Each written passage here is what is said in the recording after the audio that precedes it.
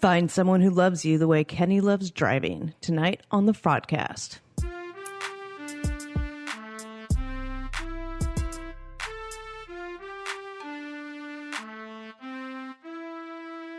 So I had a thought, you guys, when I was watching the latest episode of Happily Ever After. Right? Okay.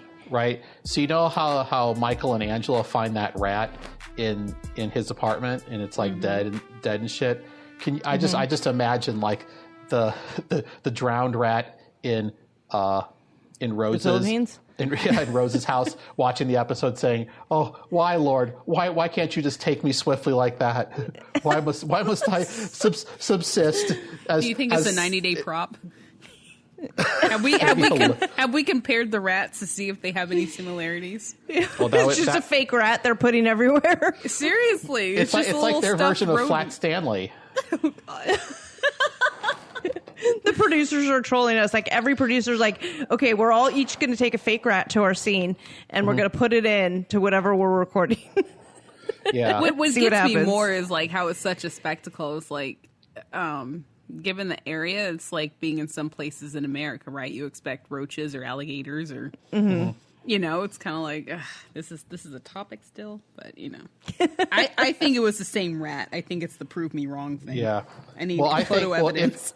If we accept the premise that they were separate rats, I bet that rat in Rose's house was really jealous of the Nigerian rat because it's dead and not wet. And not drowned by water. Not having to shower with Ed. Yeah, that had been on Ed's body. He was crawling out. Ed was actually taking his shirt off, and he's like, I will not die here.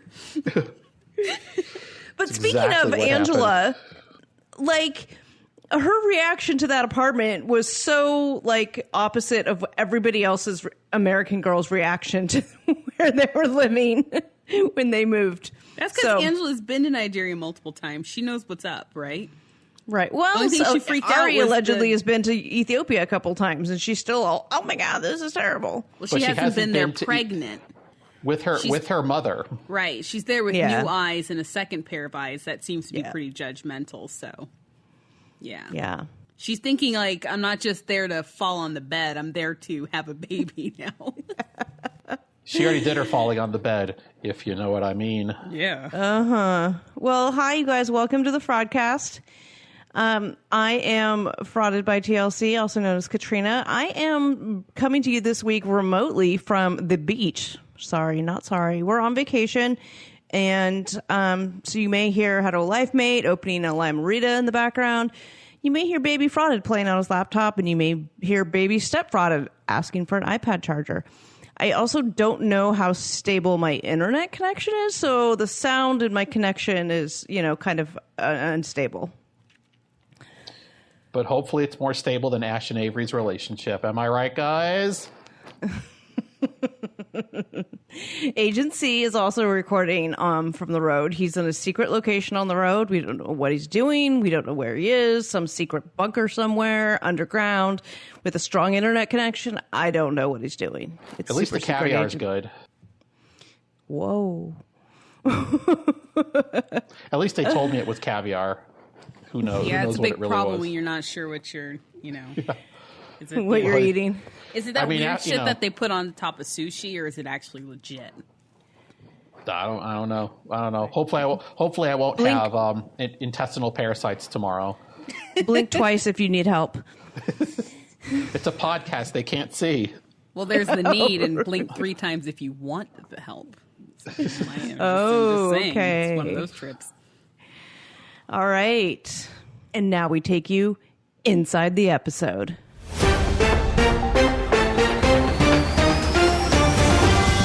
So you guys, we got a little bit of low-level deception happening with Kenny and Armando. I know they're everybody's favorite couple. Everyone's shatter like, the illusion. Don't. They're perfect. Don't, they're perfect. TLC, don't screw this up. This is very low level. This is not a big deal.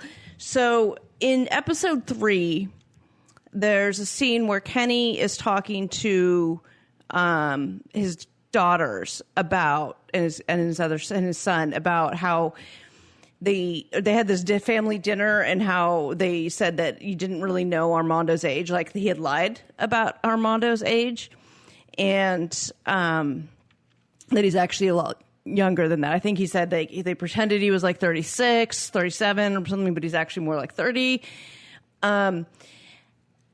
I call a little bit of bullshit on this, and this is why. So you go on a deep dive of one of the triplets. Her social media has a ton of pictures of multiple trips to Mexico with the family to celebrate. Well, I don't know if that was the purpose of the trip, but on the trip, they're celebrating Armando's birthday. And so I find it hard to believe that if they had this huge birthday celebration for Armando multiple times, dating back 2017, 2018, I think there's even 2016 pictures in there. I find it hard to believe that they didn't know his actual age. Like, you're going to have a birthday and celebrate your fake age. If it's just them, maybe, but I find it hard to believe that they would be in Mexico and there wouldn't be other people there that knew his real age. So I kind of call bullshit on that. It seems like a TLC thing. Let's pretend like your kids didn't know how old he is, because that's really the only thing they can kind of make up about these guys. Right. If that's what they're making up, if that's the fraud that they're going to put out for this couple, I'm okay with that. It's not that big of a deal. But it seems to me that the kids really did know what Armando's real age is. There's hashtags on a lot of these pictures where they refer to him as their stepfather. They could have been, it looks like they might have been engaged well prior to this. I don't have an exact date. But it also could be a situation where they refer to him as their stepfather, but they're not actually, engaged or married or whatever. I mean, I know hetero life mate and I sort of had a similar situation since we're not married. Although we have planned a date. So looks like we're actually going to get married one day. Anyway, so they could be calling him stepfather even without the official relationship because they've been together that long. But, I mean, you go back to 2016, 2017, 2018 pictures, and you've got hashtags talking about stepfather, and the captions are, I love Armando. He's so great. My dad's boyfriend, blah, blah, blah, blah, blah. It seems to me they've all been very close over the last couple of years. So to not know his actual age, I think, is just TLC fraud. You could say it strains credulity. Sure. Yeah. It's acceptable fraud. Like, they have to make some kind of oh my god moment with them, because so far right. It's just been too good to be true. Yeah, they have to have some kind of tension with the family. Oh my gosh, I got to tell him his real age. If that's if that's the fraud that we're going to get with them, I'm okay with that, because they're perfect and we don't want anybody to shatter the illusion. That's right. Don't you come for them. We must protect those smiles, damn it. Every season needs a couple that you're rooting for. You need a sweet couple. Yes. I need to last through the tell-all, too, though, because we had those couples in the past, and then the tell-all, they just flushed all that down the damn toilet. I don't think... Did the last season of Before have a couple you were rooting for? I don't remember.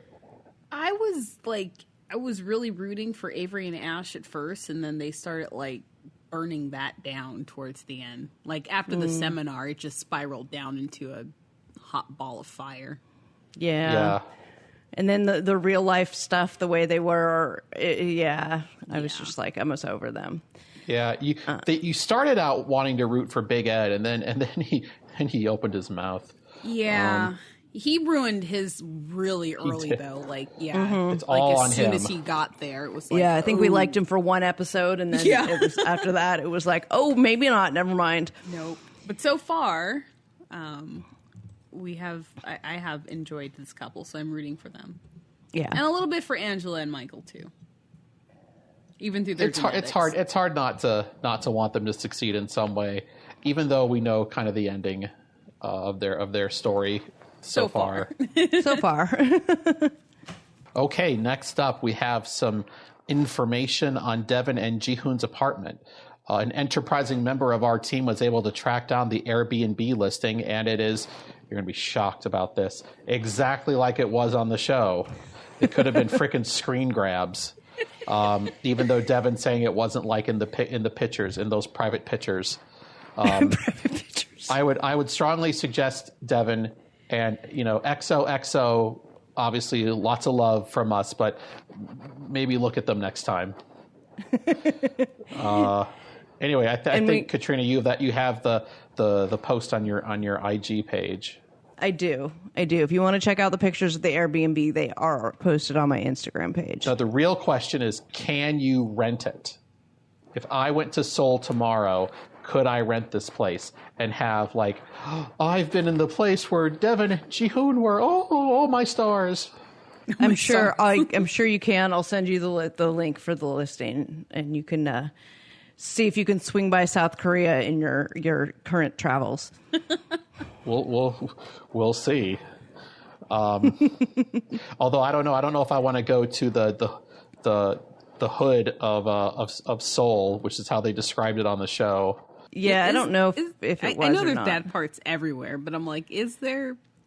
But see, not in some places. Tokyo has no bad parts. There are parts that are poor, but not dangerous. Right. Actually, the only parts of Tokyo that people consider dangerous are the ones where Americans hang out. That's not a joke. So, like, for Devon to be like, oh, I just want to go for a walk, but I can't go out in this bad neighborhood. It's like, yes, you can. I mean, the apartment, like you said, looks exactly like it is in the pictures. You can Google Earth it. You can see what it looks like outside. Like, it has a good description of where it is, how close it is to the subway. Good description of where it is. Like, it's not. I don't know. I mean, maybe she didn't open the pictures all the way to see the good parts, and she only saw the bad parts because she left them closed too much. Could be. Anyways, let's give that poor apartment owner a bunch of business. Next time you're in Seoul, you book that room. Okay. They are a superhost on Airbnb, which is not an easy title to attain. Let's help them keep their status. All right, so third on our list, we do have a time frame for the Happily Ever After tell-all recording, and so far sources say it's in August. I don't know if it's going to keep its same format. Are we going to get more leaks? Hopefully, yes. Get more Zoom leaks? Hopefully we'll have to see how this plays out. But that's what we have on the tell-all so far. So. Well, I certainly hope they keep the format from last time because it worked really well. I really liked it, actually. Yeah, and I hope they forget to close the loop again and stuff leaks out again. I also hope they don't make the mistake of making it 3 episodes because episode 3 sucked. Yeah, they really stretched that out. I erased it from my mind. It didn't exist. It was a 2-part tell-all. That's it. So far on both Happily Ever After and on The Other Way, I don't know. I haven't seen much fireworks. I haven't seen much. I mean, like, I'm interested, but I'm not. I haven't seen like the big fireworks happening yet. We're not at the pivot point yet. Right now, we're still like getting to know them. They're just now seeing each other's houses, and so I think for some, like, the drama is going to come when the baby and meeting parents for, who knows? Yeah. Hopefully. And then that's also when, like, the secondary and tertiary characters come out of the woodwork and start spilling tea and start coming out about all the kinds of bullshit we have to seeing. wait for the negative portrayals of people, and then we get the corrections. I look for the corrections. Actually, I eat oranges. I don't just shove ones off trees in my mouth. I like the store ones. Unripe oranges.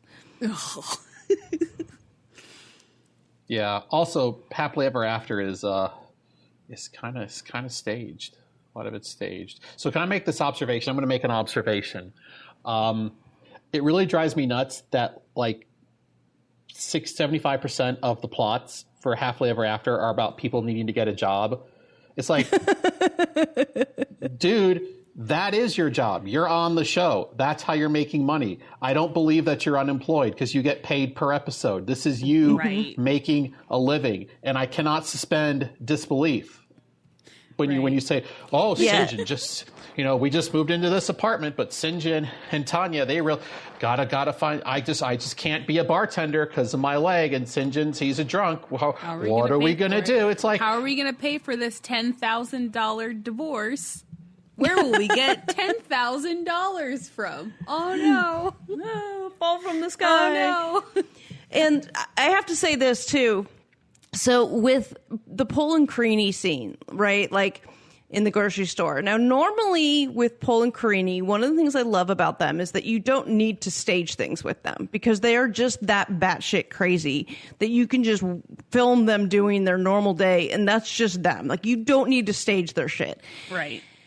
But that said, I do feel like this grocery store scene was staged with the baby wipes and the feminine hygiene products where he was like shoving them in her face. Like that doesn't ring true to Paul and Karini's dynamic. That was really weird, right? Especially since he had like, I know people think Paul's a doofus, but his insanity, I think, also has a bit of intelligence, and I don't think he would have grabbed like oversized diapers to thinking that they were, tampons, and then describing to us how tampons work because we didn't fucking know. Like 90% of the people who watch the show are women. We know how tampons work. They go in the hole the same way that Yeah, I feel, and that's why I feel like that scene was staged because. It doesn't ring true to Paul and Karini's dynamic. Their normal dynamic. A lot of them feel staged. A lot of their plot feels staged. Like the whole water thing. That was totally staged. Paul, I want water. I'm like, there is water on the nightstand, and there's a bottle of water right there. This whole explanation on how she doesn't drink tap water, and he's like, yeah, we have nutrients in ours, and I'm like, that's really scary to tell someone. We have chemicals in our water to make your teeth strong. And I'm like, wait a minute. It'll corrupt, it'll purify all our precious bodily fluids. It cleanses. Drink it. It cleanses. This storyline they're doing with them of Paul trying to convince Karini that America's great, like, and she doesn't want to be in America and she wants to go back to Brazil. Like, I don't know if I buy it 100%. I have to see more how it plays out, but in the past with them, you haven't needed to produce and stage them. But this storyline feels very staged. Maybe I don't know. Maybe the real Paul feels stuff comfortable. Maybe it's because he's comfortable at home. Like most of the funny stuff was him not wanting to get in water and having his penis sheath and the poop water and things like that. But now that he's home, the biggest thing is like he has a car that's falling apart. They want to buy a trailer that's falling apart. The only thing that's put together is the fucking grocery store. Like, but I also think it's a 90-day tradition to have someone from a poorer country go to a grocery store. Like I feel like we've seen that in multiple seasons. It's kind of a recurring theme. That's the first place they hit up is look at our market. I'm like, at least take her to a Whole Foods. Take her somewhere nice, not a methed out Kroger. It was Walmart. It was and Kroger. Not that it's terrible to go there, but I'm like, if you're trying to impress someone and say, look how amazing our supermarkets are, like take her to look at our fresh produce. Look at all the different kinds. Market, show her you can get every tropical fruit out of season because magic. So I don't know. Anyway. Yeah, so the jury's still out for me on that, but I feel like a lot of their stuff is staged. And given what we know about Paul and Karini and their past seasons, like this feels a little different to me. And I'm going to have to see how it plays out. So jury's still out for me a lot on what their storyline is, how fraudulent it is. Michael, what the is that? What? The fraud so far. What is that?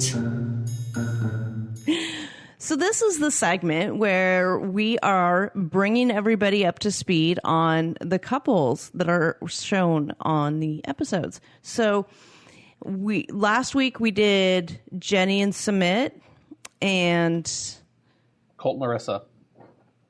Colt and Larissa, right. So this week we're going to give you some Angela and Michael, get you caught up on how they got where they're at now, the fraud that has happened so far, and everything to sort of bring everybody up to the same page. Angela. We didn't know we needed her until we didn't have her.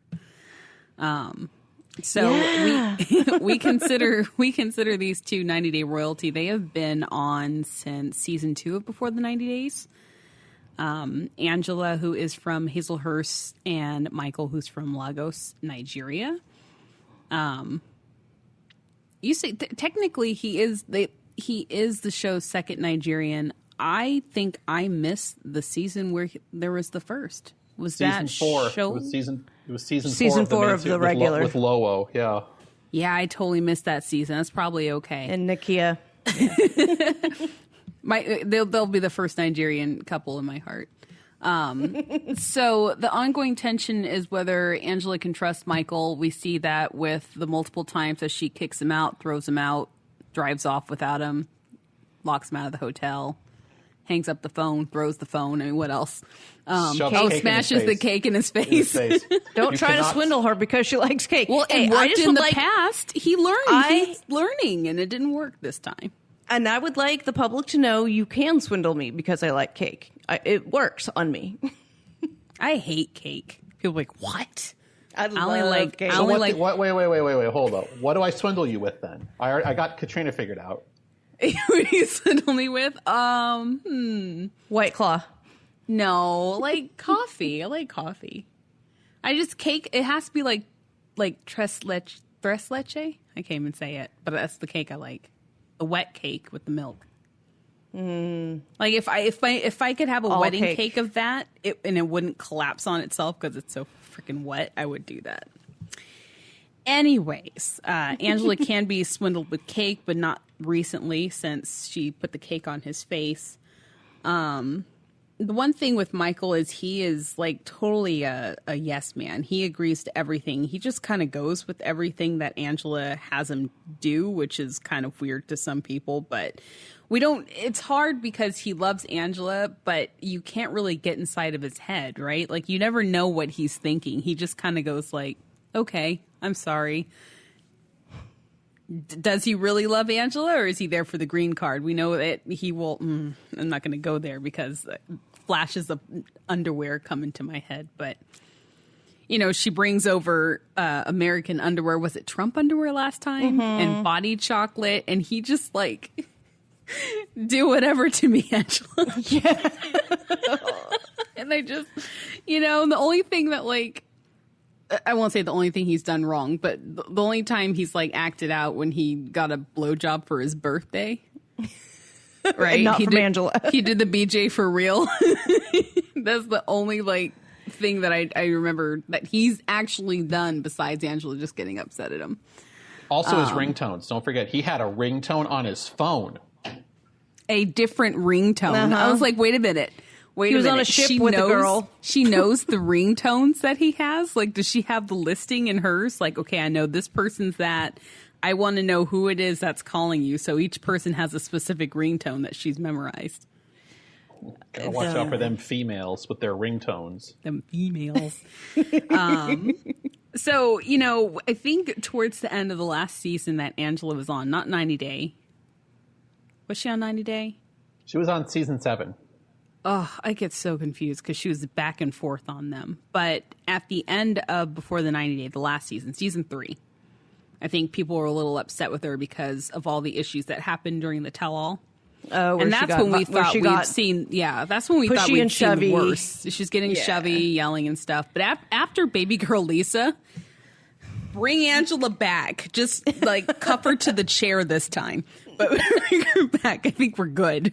I think she also made the cardinal sin on the season 3 tell-all from before of being nice to Jesse and like standing up for him. Yes.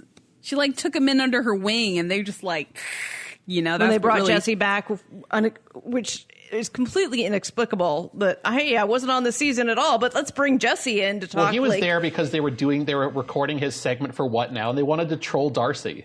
Right.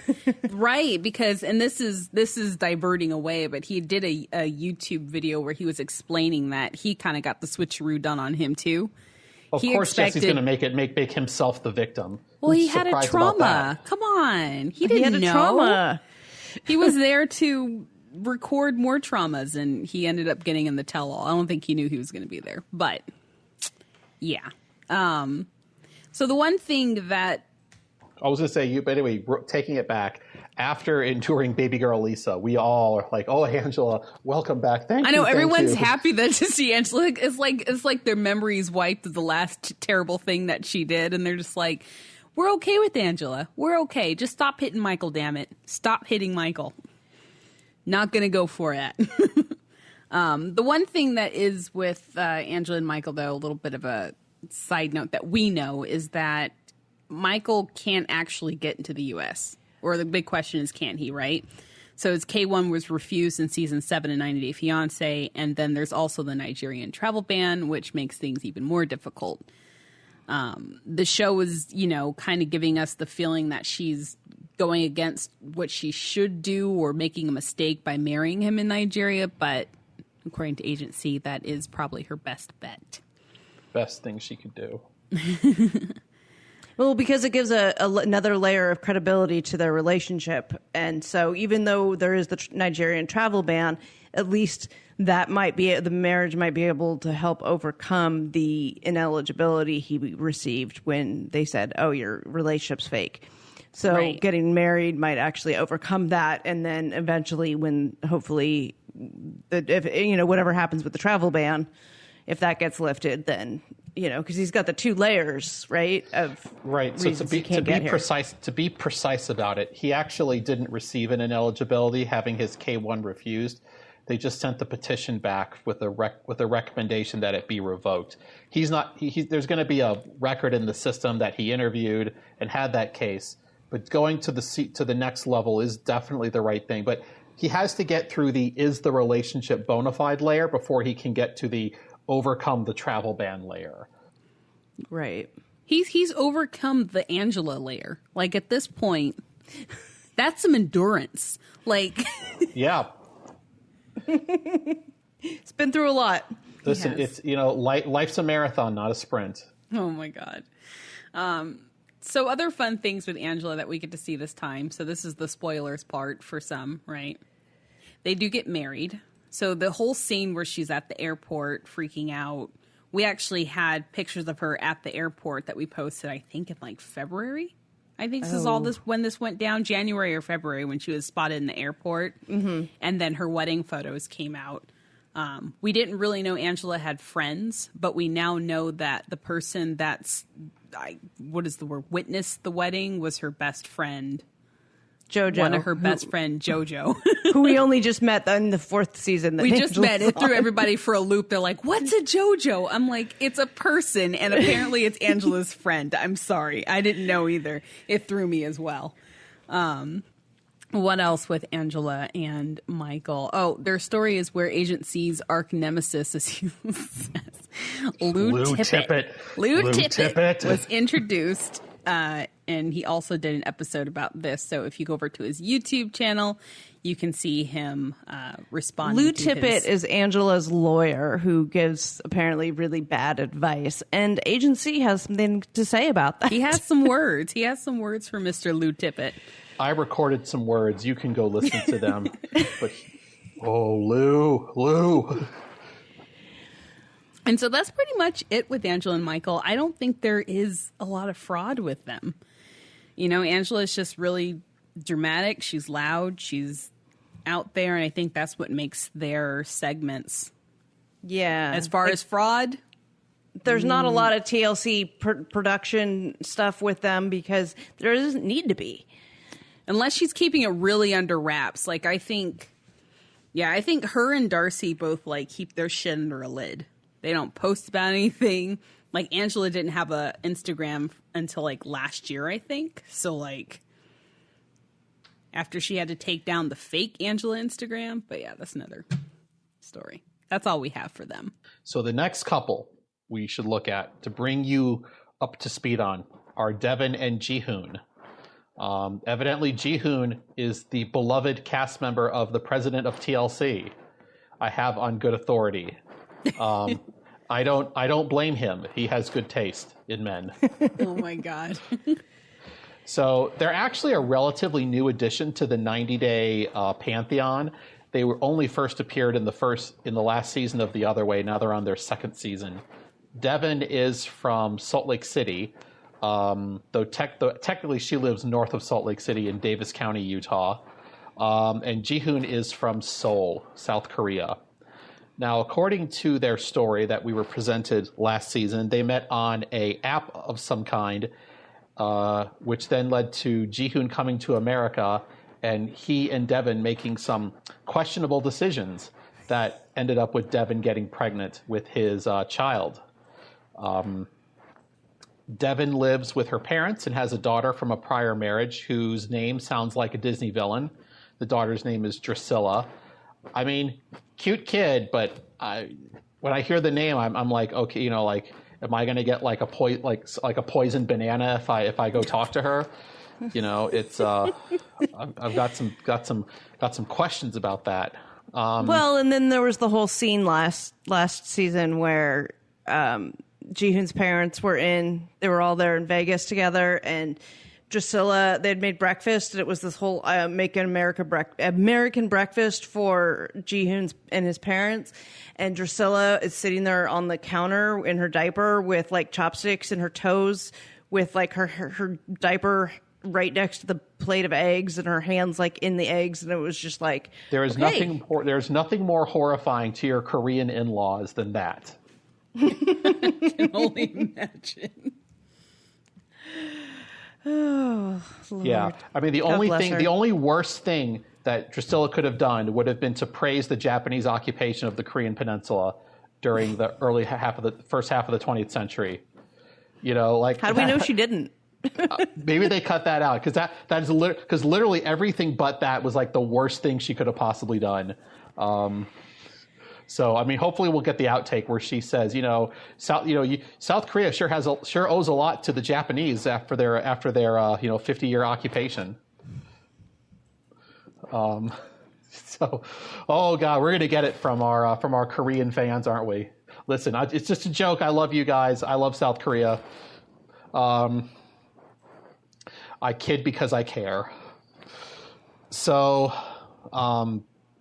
the thrust of the season with Devon and Jihoon is that Jihoon is kind of a slacker. They want the arc of the story is that they've got to get married, they've got to have a life together, but Jihoon just never steps up. Now, I think this is a whole load of producer-driven BS because fundamentally, the show is constantly blaming things that are normal parts of life in South Korea and in a lot of East Asia in general, as if they're unique flaws of Jihoon's character. For example, it's normal for him to live with his parents. He's unmarried. Getting an apartment, especially one big enough for a family, is very difficult. Jihoon even admitted it this week that he didn't go to a good university. That's why he doesn't have a job at a big prestigious company. A stable full-time job because he didn't go to a prestigious school. I don't even think he finished. So he's kind of relegated to the lower tiers of the economy there. A lot of people like him are in the same lot. He did get slapped with a fine for some things that he did with his prior business. There's a bit more to that than I think we can get into today.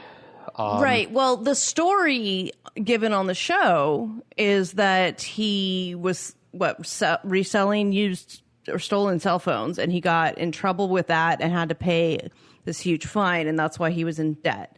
But you think there might be something different that happened.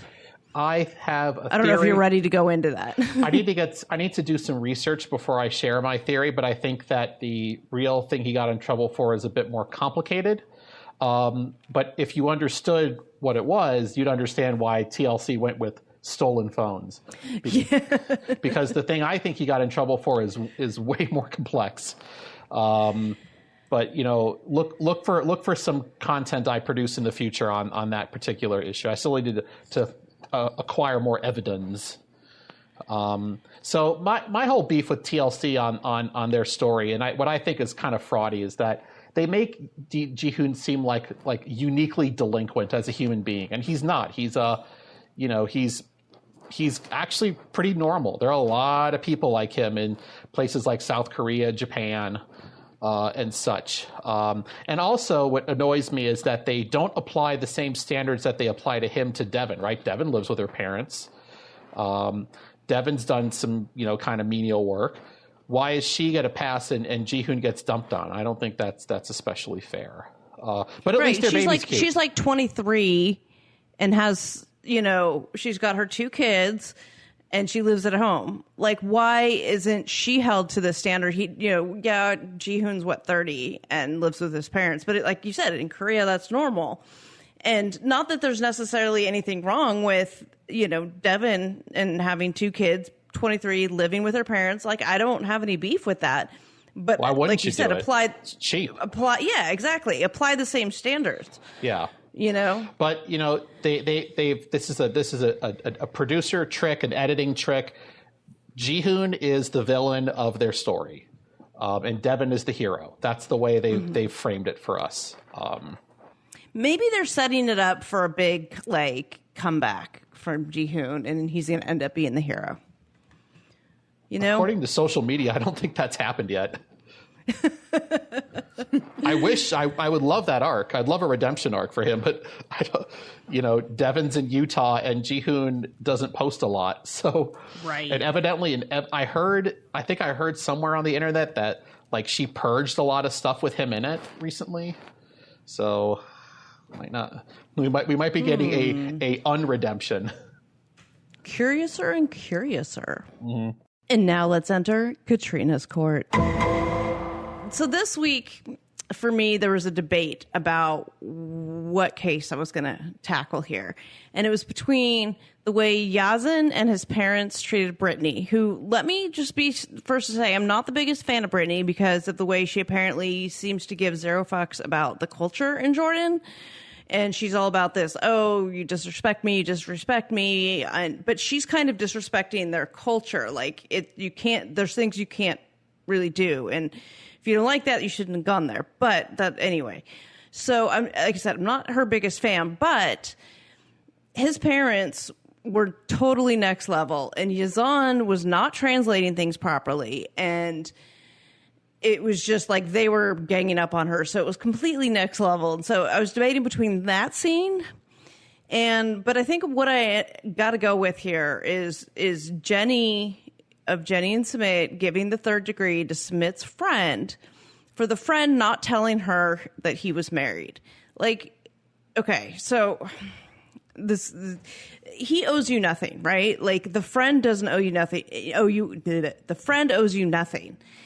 Sumit is the one that owes you this stuff. He's Sumit's friend. He's going to keep Sumit's secret. It's up to Sumit to tell you that he's married, which I believe that she knew. And so she was giving him more shit than she gives Sumit. And but this whole thing plays into the, like, their acting bullshit. The whole thing is bullshit. Like, if they're making her, if this is a producer driven, let's get mad at the friend rather than get mad at Sumit. Well, if you're not getting mad at Sumit for this whole thing in the way that you're getting mad at the friend, then that tells me that there's probably some level of fraud happening. This whole thing, it just seems like it's bullshit. Like, why are you going to give so much shit to the friend? Sumit lied to you when he catfished you, and you took him back anyway. Then he lied to you about being married, and you took him back anyway. But now you're saying if he doesn't get those divorce papers to you, now the relationship's going to be over after you already moved there for... No. I mean, you're full of shit. You're going to stay with him no matter what. You've known this guy's married. You're fine with it. You've indicated to him you're fine with it. You're staying with him throughout all of this. So I am sentencing you to a lifetime of no showers in India and having to wash your hair yourself. Case closed. Damn. There we go. Their case is interesting, especially since it's another, like, I feel like we're finding out along with Jenny how the divorce process works in India. Slow. Mm-hmm. Yeah. Like, no research on Google, I guess, could have prepared her to understand the divorce process. And so, to make sure you're not getting lied to, a little research to understand maybe could have helped her out, or maybe not going until he produced actual divorce papers. I don't know. Which tells me it's all bullshit, because if she doesn't care about any of that, it shows me that she doesn't really care about any of that stuff. I bet I know she's what going to be with him about. anyway. What does she care about? Well, I think she cares about his tandoori beefsteak and TLC money. I think TLC money before. I think she's absolutely drying up her savings to go out there, I think she absolutely is in love with him, and he's in love with her. And I think that there's nothing that's going to change that. No failing to produce divorce papers. She's in it. She's in it for the long haul. She's in it till the end of time. Like, none of this other stuff matters. So making it like it's this big deal to me is all bullshit, because she's going to stay anyway. So right. She's on the eat, love, pay trip. But is your contention, Katrina, that it's producer-driven bullshit? It's something that TLC is putting in place to create drama, and the truth is Jenny just doesn't give a shit. I think that it's Jenny and Sumit and producer all in cahoots together, creating the storyline. A conspiracy. Oftentimes what happens, as a side note, it's the cast members that come to production with some of these crazy storylines. That's how they sell themselves. We'll do this. We'll do this. We have this. We have this. We'll exaggerate this. We'll do this. Like, they sell that story to production as a part of selling themselves. So what seems like producer-driven bullshit may be producer-driven, but the origin of that story may have come from the cast members themselves. And I believe that in Sumit and Jenny's case, they were part of the decision. Like, oh, hey, let's do this. And they all are doing it together, which is a common TLC production situation. I don't have hard and fast evidence to support that, but based on experience and other things, like that's my belief on them. All right. So our social media roundup today.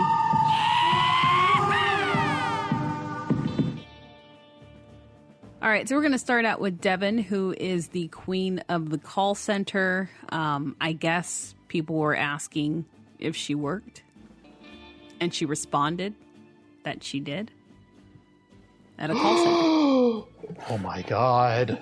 I mean, I'm scintillating.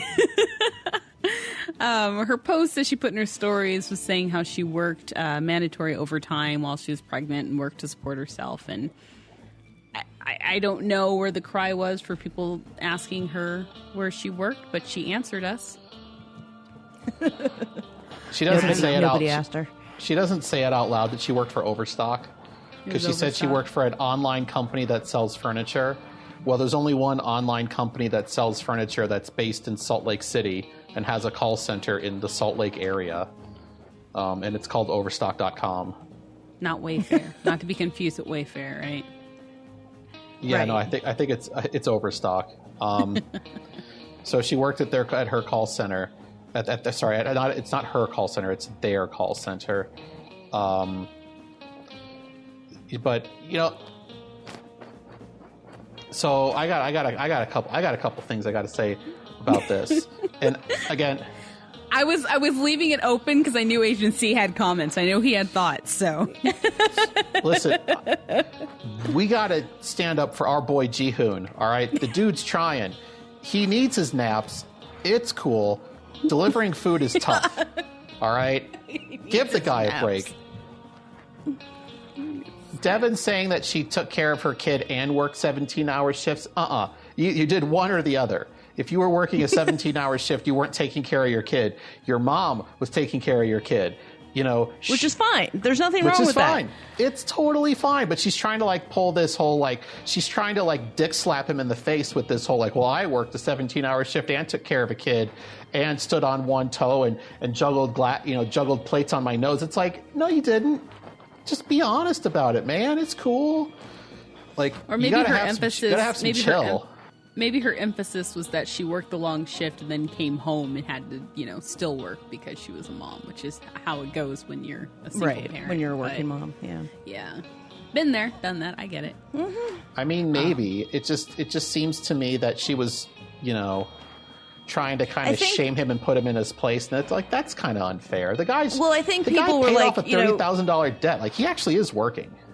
Like, yeah, well, she's not working in South Korea, right? But she, I think, is like, hey, but I did work before. I'm not working at the moment, but I did work, and I earned money, and I worked my ass off, and so if you're trying to say like I should also be working and I don't know what it's like, then fuck you, because this is what I did. I worked hard and I earned money. Jihoon is not Asuelu, right? Jihoon's not Asuelu. Well, there's also that you should be working harder because you don't have a kid out there, right? So he can get up and essentially take care of himself. Maybe she's taking care of the kids. Yeah, where's that drive to go out and, work as hard as she is, at least? I don't know. There's no sex at the end. I don't know what else motivates Jihoon. Like he was motivated. You think sex only? He was motivated to get to Las Vegas, right? Or to get to Utah, yeah. Like, when there was some sweet reward at the end, he was motivated. But it's not like he's the pizza delivery guy in porno movies. He ain't living that kind of life. That would be an interesting. Yeah, we're gonna go to the next one now. Jihoon, we got plans for you, son. Oh, no. So next up on our list is Larissa. Larissa posted on her Instagram that her and Eric are officially dating because the whole world needed to know or wanted to know. And she also posted that her attorney advised her to break up with Eric in the first place because he didn't want Larissa getting in trouble when she was already on thin ice. And we mean with the charges she was facing for... And she was on probation. Yeah, domestic violence against Colt or whatever. So, I mean, what was the fear here that the attorney thought she might get into another altercation? That's some next level savage. He's like, Larissa, you're a crazy bitch. I can't trust you around other men because you're gonna do some shit again, and then there's not much I can do for you. So why don't you just live the nun life for at least until you're off probation. 6 months. Because I think she had to take anger management classes too, right? So she had an anger issue, and I'm going to give you Laura's number. Right? Laura's going to tell you where to find a purple friend, and you're going to that should keep you engaged at least until this probation thing blows over. All right? And you can beat on him all you want. That's right. Purple friend won't call the cops on you.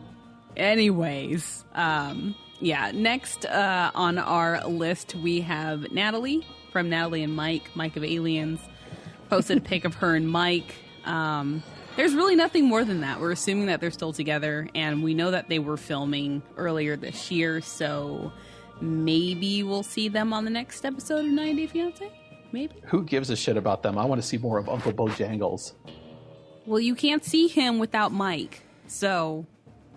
You don't get Aliens unless you have Mike. You don't get Bojangles unless you have Mike. And Natalie so happens to be there too. So you just have to deal with it. I'm not going to be happy about it. The social media roundup is supposed to be Hanakawa just going boom, boom, boom, boom, right? I know, but we need to conversate on this one. This was way more fun. We had a good old time. Well, especially if you throw things that I'm like, personally, I don't care about. Like, I don't care about Devon. I don't care about Larissa. To a certain extent. Care about Mike. You don't care I don't care about Mike either. Aliens. But, the thing is that this new season of 90 Day cast members for The Other Way and Happily Ever After, they're not doing anything. Right. So, there's not much social media behind it.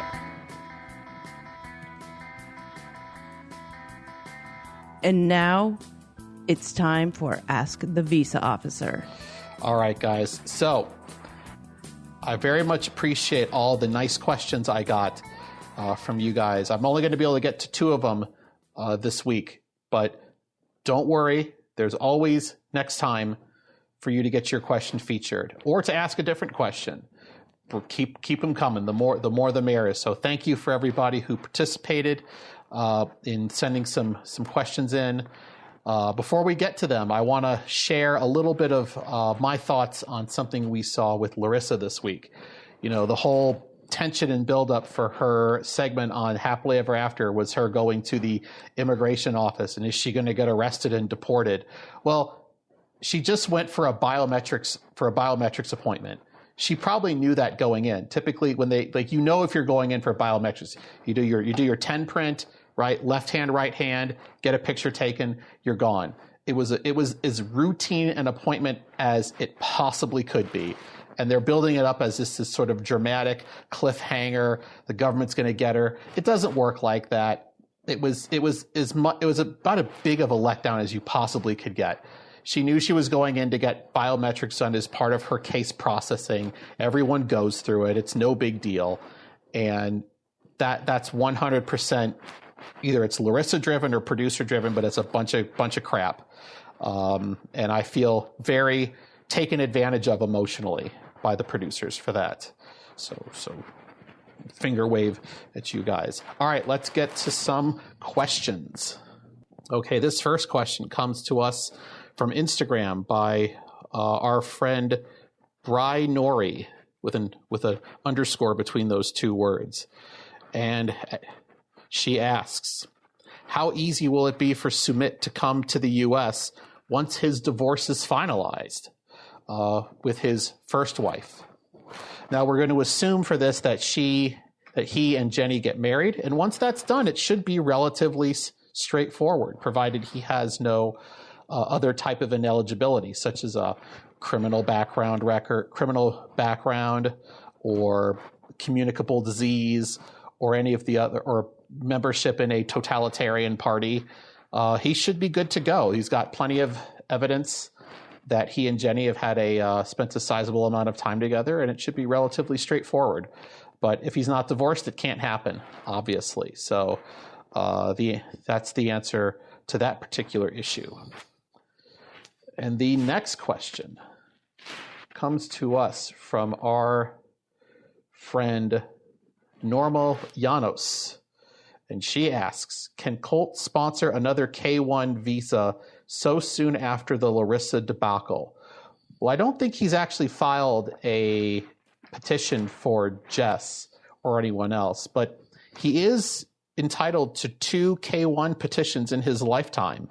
But once he files a second one, he can no longer file a K-1 petition ever again. That was instantiated into the law under IMBRA, and as far as I know, it's only a K-1 limitation. So that's a good question. He has one more arrow in his quiver. So more K-1, but can he do like CR1s? Yes, he can do any number of I-130s. So if he does his second K-1 and he uses up his lifetime supply, but then say he can go and get married and do CR1s and come in that way and bring people in that way, should he decide? Yes. Now, the government will watch to see if he's becoming a serial petitioner, and he could eventually receive higher levels of scrutiny if it looks like he's bringing in women every 2 years. Okay. I mean, maybe Colt's just that kind of stud, but I kind of doubt it. Just that unlucky. Thanks to everybody who sent in their questions.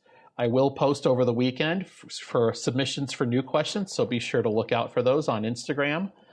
And if you didn't get your question answered today, don't worry. You may get your question answered in the future. You just have to hope and pray, and eventually your answer will come to you. Now, if you have any questions on your personal visa situation, you can go to my website, which is www.askthevisaofficer.com, where you'll be able to select a service that will provide you a pathway to enlightenment and low levels of stress in your life. So I invite you all to go check that out as soon as you're done listening to this wonderful show. And that will be linked in the show notes. I am Frauded by TLC. You can find me at Frauded by TLC on Instagram. If you want to follow any of my non-90-day stuff, you can follow me at Just Frauded. And that's all my non-90 day stuff. I might be talking wedding stuff over there since apparently I'm planning a wedding now. And yeah, we do all that, all that kind of stuff over there. I want to give a shout out to our most recent Patreon patrons. Since our last shout out, we have had Jessica, Molly, Rebecca, Trian, Nicole, Jacob, Marion, Tamara, Sarah, Ashley, Megan, Emily, Amanda, Callie, Anna, SCB, Krista, Randy, and Monica. Thank you all for your contributions to the cause, and I hope you're enjoying what you're hearing over there on Patreon. It's patreon.com/thefraudcast. We've got all kinds of stuff happening over there. Our reboot for season 2 for the regular Fraudcast also applied to a lot of stuff happening over on the Patreon. So we're doing sort of different kinds of things over there. We have Know Your Visa Scams is our most recent episode. We've got another one coming out this Friday. Those episodes come out every Friday. For $3, you can get access to all 4 episodes a month, $3 a month. And then when you join, you get access to all the past episodes as well. If you join at the $5 level, you get stickers in addition. And I do apologize for being late sending out some of those stickers. So have patience, please. Hang tight. I will get those out to you. Maybe I'll send extras to make up for them being late. I do apologize for that. Also on my also on my Instagram, I am approaching 100,000 followers on Frauded by TLC. And so I'm having a giveaway to thank you guys for being such awesome followers. And giving away there a 6-month subscription to the Patreon, the opportunity to come be a guest host on a Patreon episode, also giving away a prize pack from Instagram user There Is No Store, who does all kinds of fun little keychains and stickers and all kinds of stuff, 90-day branded stuff. Rad Potato Shop is adding to that, giving a koozie and a keychain is added to that as well. And let's see what else we have. 90-day bingo cards from Really Real Designs is contributing those cards, which are a lot of fun for the show. And a booby mold kit from Calamity Tash. If you guys remember the Erica and Stephanie boob molds from the episode, the girl Tosh that owns that place, she is contributing a at-home booby mold. Oh, wait. It's not hers or like Erica's or Stephanie's? It's not pre-made mold. It's a kit. No, so I got to do my own. Yeah. Do we have any down under kits for the men if they enter and win?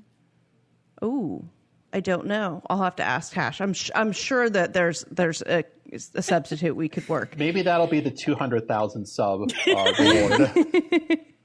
And additionally, one more prize is a 5-pack of these awesome cloth print face masks for those for mask wearing situations. And so all of those things you can get. The instructions are all on the giveaway post on my Instagram. And you just go follow a couple accounts, make a comment on that picture, and you're entered. And as soon as I hit 100,000, then I will draw a winner. So that's what's happening on Frauded by TLC. Awesome. So you can also find me on Instagram at 90 Day Fiance Today. Also, if you want to subscribe to my YouTube channel, you can find me at High Functioning Millennial. Also will be linked in the show notes. And in addition to my website, you can find me on YouTube at The Agent C Show. You can also find me on Instagram, reluctantly, at The Real Agent C. So drop me a line on either of those. YouTube first, then Instagram. Not that I have a preference. His response time is quicker on YouTube for some reason. It probably is. He's still very resistant to Instagram, but he's coming along slowly. So that's it. That's our show for today, you guys. Thank you so much for listening. We are the Fraudcast, and we're dumpster diving so you don't have to.